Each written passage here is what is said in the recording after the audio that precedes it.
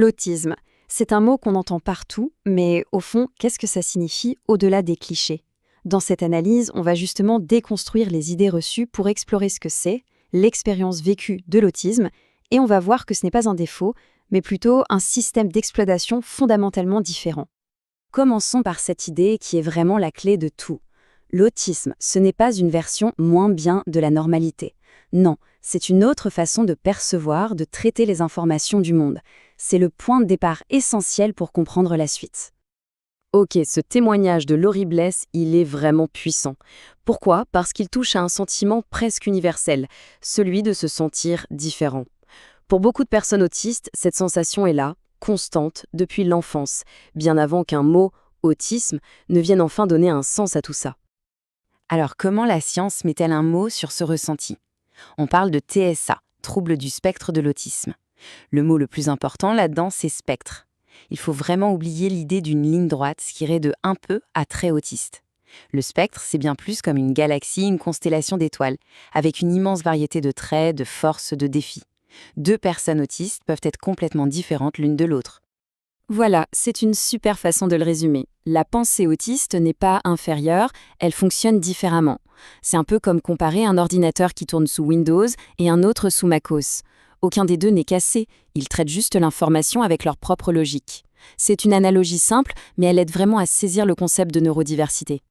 Bon, maintenant qu'on a posé les bases, allons voir un peu à l'intérieur. Comment ce système d'exploitation différent se manifeste au quotidien? On va explorer les réalités sensorielles, émotionnelles et sociales, et vous allez voir, ça forme un monde intérieur particulièrement intense. Cette citation de Nancy, elle est « waouh ». Elle décrit parfaitement ce qu'est la surcharge sensorielle. Pour une personne neurotypique, le cerveau agit comme un filtre. Il met les bruits de fond en sourdine. Mais pour beaucoup de personnes autistes, tout arrive en même temps, avec la même force. Ce n'est pas juste une petite gêne, ça peut devenir physiquement douloureux, complètement désorientant. C'est une conséquence directe du fameux système d'exploitation différent. Le processeur sensoriel, lui, il ne trie pas les données de la même façon. Et voici quelques exemples très concrets. Pour beaucoup de gens, une radio en fond sonore, c'est anodin. Pour une personne autiste, ça peut être comme essayer d'écouter une seule chanson alors que 10 autres jouent en même temps, au même volume. C'est un véritable bombardement sensoriel qui finit par épuiser toutes les ressources. Parlons des émotions. Une des plus grandes idées fausses, c'est que les personnes autistes manqueraient d'empathie ou d'émotion. En réalité, c'est souvent tout le contraire. Les émotions sont vécues de façon hyper intense. La difficulté, elle se situe ailleurs, dans la capacité à mettre un nom sur ce qu'on ressent ou à l'exprimer d'une manière que les autres vont reconnaître. Ça, c'est l'exemple parfait du décalage entre la perception et la réalité. L'histoire de Paul, qui entre dans une colère noire parce que son rituel du goûter a été changé. De l'extérieur, on peut voir une crise disproportionnée. Mais de l'intérieur, c'est l'effondrement d'un pilier, d'un point de repère vital, dans un monde qui semble souvent chaotique. Pour lui, la routine, ce n'est pas une petite manie, c'est un ancrage. Et pour naviguer dans ce monde majoritairement neurotypique, beaucoup de personnes autistes développent une stratégie de survie, le camouflage.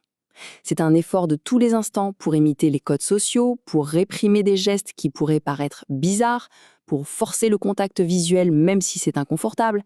C'est un masque social porté pour s'intégrer.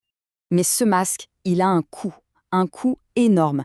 Il faut s'imaginer l'énergie que ça demande. C'est comme jouer un rôle très complexe 24 heures sur 24. Cette performance constante mène tout droit à l'épuisement, au burn-out. Et en plus, ça peut masquer les vraies difficultés, ce qui retarde l'accès à un diagnostic et donc à un soutien adapté. Cette difficulté à être compris nous amène logiquement à la suite, la quête de réponse. Une quête qui est à la fois très personnelle, avec la recherche d'un diagnostic, mais aussi collective, avec l'évolution de notre compréhension de l'autisme au fil du temps. Cette phrase de la mère de Paul, elle est poignante. Elle exprime le désarroi de tellement de familles. Avant le diagnostic, le parcours est souvent un chemin de croix. On se sent incompris, jugé, pas cru par l'entourage, parfois même par les professionnels. C'est une période d'isolement terrible. C'est précisément pour ça que le diagnostic peut être un tournant majeur et positif. Pour Laurie Bless, diagnostiquée à 29 ans, ce n'était pas du tout une étiquette stigmatisante. C'était la clé qui enfin lui donnait accès à des services qui correspondaient à ses besoins. C'est une validation, la confirmation que non, tout n'était pas dans sa tête. Et il faut dire que notre compréhension collective a fait un sacré chemin. On est parti des premières descriptions, assez isolées, de Kanner et Asperger, qui d'ailleurs ne se connaissaient pas. Puis, grâce à des gens comme Lorna Wing, on est arrivé au concept de spectre. Bref, on est passé d'une vision très étroite à une compréhension beaucoup plus large et nuancée. Et dans cette histoire, il faut être honnête, il y a aussi des zones d'ombre. Des recherches assez récentes ont montré que l'héritage de Hans Asperger est, disons, complexe.